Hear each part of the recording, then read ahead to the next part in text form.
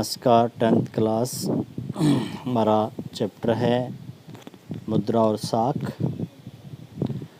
आज हम इसके जो कुछ महत्वपूर्ण जानकारियां हैं, परिभाषाएं हैं, वो पढ़ेंगे। सबसे पहली परिभाषा है वस्तु विनिमय क्या होता है। वस्तु के बदले वस्तु देना। जैसा कि प्राचीन काल में व्यापार करते समय ऐसा होता था कि लोग वस्तु देकर वस्तु खरीदते थे, तो उसका हम वस्तु विनिमय प्रणाली कहते हैं। मुद्रा विनिमय मुद्रा के माध्यम से, जैसे हमारी मुद्रा रुपया है, रुपया देकर कोई चीज़ बेचना या खरीदना, जैसा कि आजकल है। आजकल मुद्रा विनिमय प्रणाली प्रचलित है। जो लोग हैं वो पैसे देकर वस्तु बेचते या खरीदते हैं, तो इसका मुद्रा विनिमय प्रणाली कहते हैं। मांगों का दोहरा संयोग। यहाँ परिभाषा में इसने क्या भाई, मांग वो भी कितनी, दो मांग जब मिल जाती है, इसका अर्थ कि एक व्यक्ति वस्तु बेचना चाहता है और दूसरा उसको खरीदना चाहता है, तो यहाँ दो मांगें मिल जाती है। जब दोनों की मांग मेल खाती है, एक व्यक्ति गेहूँ बेचना चाहता है और दूसरा व्यक्ति गेहूँ खरीदना चाहता है, दोनों की इच्छा बिल्कुल मेल खाती है, इसका मतलब मांगों का दोहरा संयोग, जो कि वस्तु विनिमय प्रणाली के अंदर पाया जाता था। कि वहाँ पर अगर दोनों की मांगें नहीं मिलती थी तो फिर व्यापार करना मुश्किल हो जाता था। वस्तु विनिमय प्रणाली में मांगों का दोहरा संयोग पाया जाता था। मुद्रा क्या काम आती है। मुद्रा विनिमय का माध्यम है कि मुद्रा के माध्यम से वस्तु बेच या खरीद सकते हैं। मुद्रा मूल्य का माप है। किसी वस्तु को हम मुद्रा से मापते हैं। जैसे पेन 5 रुपये का है, तो पेन की कीमत किससे, मुद्रा से जुड़ी हुई है। कॉपी 20 रुपये की है,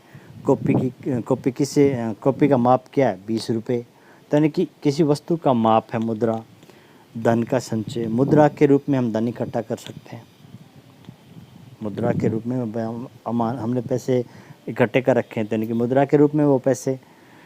ऋण का भुगतान। अगर हमने किसी से कर्जा ले रखा है तो उस कर्जे का भुगतान हम मुद्रा देकर चुका सकते हैं। तो मुद्रा के ये कई काम हैं। मुद्रा से वस्तु खरीद सकते हैं, मुद्रा वस्तु का माप भी होती है, धन के रूप में इकट्ठा कर सकते हैं और ऋण का भुगतान भी कर सकते हैं। वैध मुद्रा। 2 प्रकार की मुद्रा होती है, एक वैध और एक अवैध। एक असली नोट, एक नकली नोट। यानी कि जो मुद्रा कोई भी व्यक्ति हम किसी वस्तु के बदले उसको दे रहे हैं, वो स्वीकार कर ले, वो वैध मुद्रा है। यानी कि वैध मुद्रा को कोई अस्वीकार नहीं कर सकता। नकली नोट है, अवैध मुद्रा है, उसको तो कोई भी लेने से अस्वीकार कर सकता है। तो वैध मुद्रा जिसको हम किसी वस्तु के बदले दे रहे हैं, तो वो उसको लेने से अस्वीकार नहीं कर सकता। बैंक एक संस्था का नाम है जिसमें लोग लाभ प्राप्त करने के लिए अपना पैसा जमा करवाते हैं और चेक के माध्यम से हम वो पैसा निकलवा भी सकते हैं। और बैंक लोगों को ऋण भी देता है। ये बैंक का काम है। मांग जमा क्या है। जो बैंक में पैसा हमारा जमा है, जिसको हम चेक के माध्यम से भी निकलवा सकते हैं, वो मांग जमा है। जो पैसा हमारा बैंक में जमा है, जिसको हम चेक के माध्यम से भी निकलवा सकते हैं, वो मांग जमा है। चेक कागज़ है। उस दिन मैंने आपको पाठ पढ़ाया तब बताया था, ये कागज़ का टुकड़ा होता है। करता क्या है, बैंक को आदेश देता है। क्या आदेश देता है कि किसी व्यक्ति के खाते से, खाता कौन सा, जो चेक के ऊपर लिखा हुआ है खाता नंबर, उस खाते से चेक पर लिखे वाले नाम वाले दूसरे व्यक्ति को चेक पर लिखी हुई रकम दे दी जाए, वो चेक होता है। कानूनी तरलता अनुपात। कि बैंक को अपनी जमा राशि का कुछ हिस्सा 15% राशि अपने पास रखनी पड़ती है, बाकी पैसा वो ऋण के रूप में आगे दे सकता है। बैंक 15% पैसा अपने पास रखेगा, वो है कानूनी तरलता अनुपात। साख। लोगों द्वारा निजी व्यक्ति या बैंक से लिया गया पैसा, साख। जो कर्जा ले रखा है लोगों ने, चाहे वो किसी निजी व्यक्ति से ले रखा है, चाहे बैंक से ले रखा है, वो साख कहलाएगा। ऋण फंदा क्या है? कई बार व्यक्ति ऋण लेता है और वो ऋण चुका नहीं पाता और उसका ऋण वो बढ़ता ही जाता है और उसकी आमदनी उतनी नहीं होती और वो आखिरकार उस ऋण के अंदर व्यक्ति इतना फंस जाता है कि उसको अपनी संपत्ति बेचकर ऋण चुकाना पड़ता है। वो होता है ऋण फंदा। ऋण की शर्तें। जब हम बैंक से ऋण लेते हैं तो कुछ शर्तों का पालन करना पड़ता है। जैसे बैंक एक ब्याज दर बताएगा कि आपको इतने % ब्याज लगेगा, बदले में हमें कुछ कागजात है वो बैंक को देने पड़ेंगे गारंटी के तौर पर। फिर बैंक हमें भुगतान कैसे करना पैसा भी, हर महीने की किस्त कितनी बनेगी या 6 महीने की किस्त बनाते हो तो कितनी बनेगी, उस हिसाब से आपको पैसा देना है। ये शर्तें होती है। जो व्यक्ति ये शर्तें पूरी करता है उसको ही बैंक ऋण देता है। समर्थक ऋणदार यानी कि ऐसी संपत्ति जिसका मालिक तो कर्ज लेने वाला है और वो संपत्ति का इस्तेमाल जिससे वो पैसा ले रहा है उधार, उसको गारंटी के रूप में दे रहा है कि यह अगर मैं पैसा वापस ना दूं तो ये मेरी वस्तु है, मेरी ज़मीन है या मकान के कागजात है, ये आपके पास है, आप ये बेचकर अपना पैसा वसूल कर सकते हो। वो होता समर्थक ऋणदार। औपचारिक ऋणदाता यानी कि जहाँ से हम ऋण लेते समय में कुछ औपचारिकताएं पूरी करनी पड़ती है।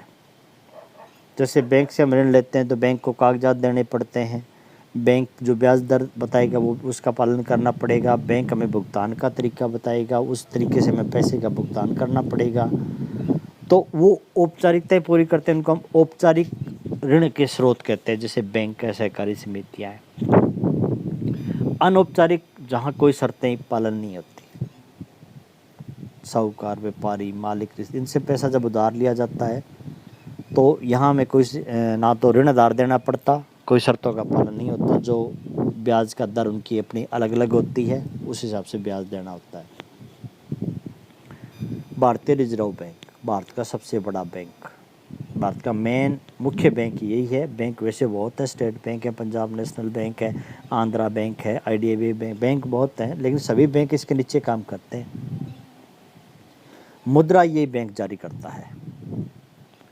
आत्मनिर्भर गुट अपने हितों की सुरक्षा के लिए बनाया गया गुट। कई व्यक्ति 10, 15, 20 व्यक्ति मिलकर अपना एक ग्रुप बना लेते हैं और वो ग्रुप अपनी बचत एक खाते में डालते हैं और जब ग्रुप के किसी व्यक्ति को कर्जे की ज़रूरत होती है तो अपने ग्रुप का जो खाता है जिसके अंदर सभी लोगों ने अपना बचत डाल रखी है उसमें से वो ऋण ले लेगा और फिर ब्याज सहित उस अपने खाते के अंदर दोबारा डाल देगा। तो ऐसे जब वो ग्रुप काम करना शुरू कर देता है तो अगर उसका काम सही ढंग से चल रहा है तो बैंक फिर उसको बिना ऋणदार के भी ऋण उपलब्ध करवा देता है। खरीदारी हम मुद्रा से क्यों करते हैं? क्योंकि खरीदारी करना आसान है। अगर वस्तु के बदले वस्तु है उसमें तो दोहरी मांग की समस्या उत्पन्न हो जाएगी। हम बेचना चाहते हैं, सामने वाला खरीदना नहीं चाहता, तो हम उस वस्तु को बेचेंगे कैसे? तो वहाँ तो दोहरी मांग की समस्या उत्पन्न हो जाएगी ना। इसीलिए सभी लोग मुद्रा के जरिए खरीदारी करना चाहते हैं। वर्ष 2006 में नोबेल पुरस्कार बांग्लादेश ग्रामीण बैंक की स्थापना मोहम्मद यूनुस ने 2006 में की थी, इसीलिए इसको नोबेल पुरस्कार जो कि अंतर्राष्ट्रीय स्तर पर दिया जाता है इनको दिया गया। आगे पाठ्यपुस्तक का पहला क्वेश्चन है, जोखिम वाली परिस्थितियों में ऋण कर्जदार की लिए समस्या भी खड़ी कर देता है। कई बार ऋण समस्या खड़ी कर देता है। कब जोखिम वाली परिस्थितियाँ? जोखिम वाली परिस्थितियाँ कौन सी है? कई बार फसल बर्बाद हो जाती है, आग लग जाती है, बाढ़ के कारण है या कोई और दुर्घटना।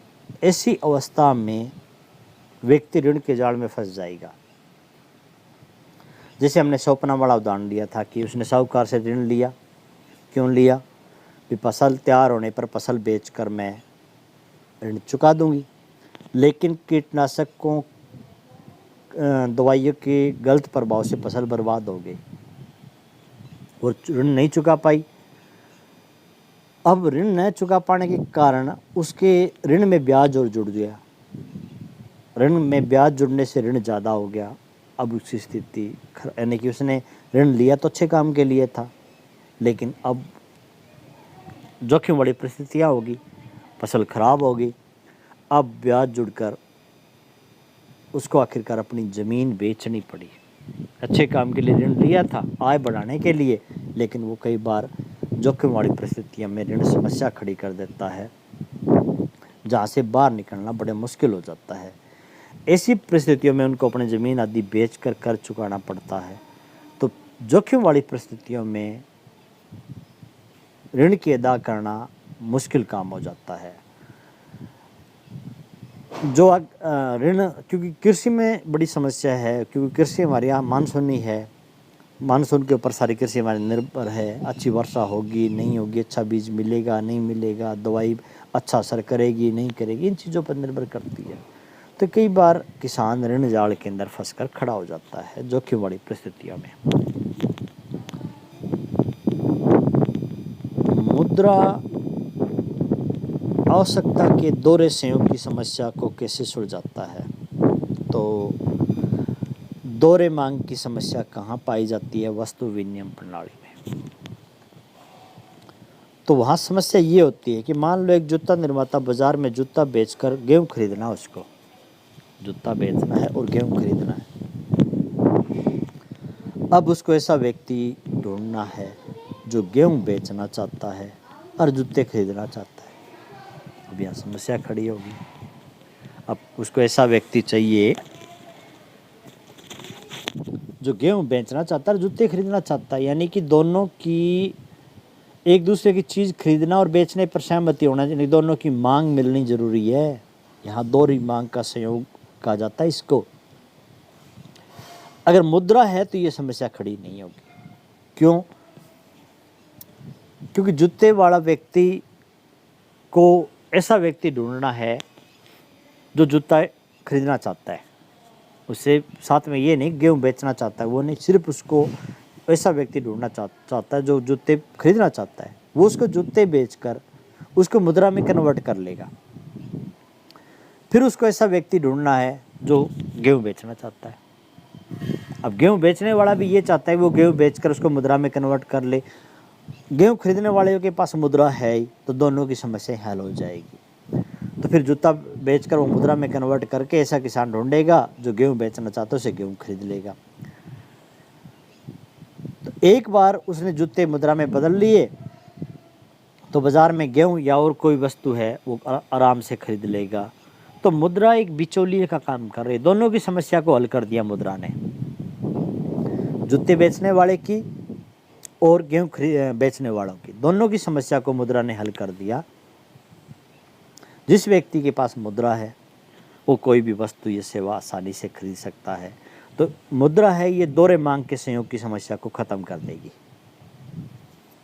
तो इसलिए मुद्रा विनिमय प्रणाली अच्छी मानी गई है।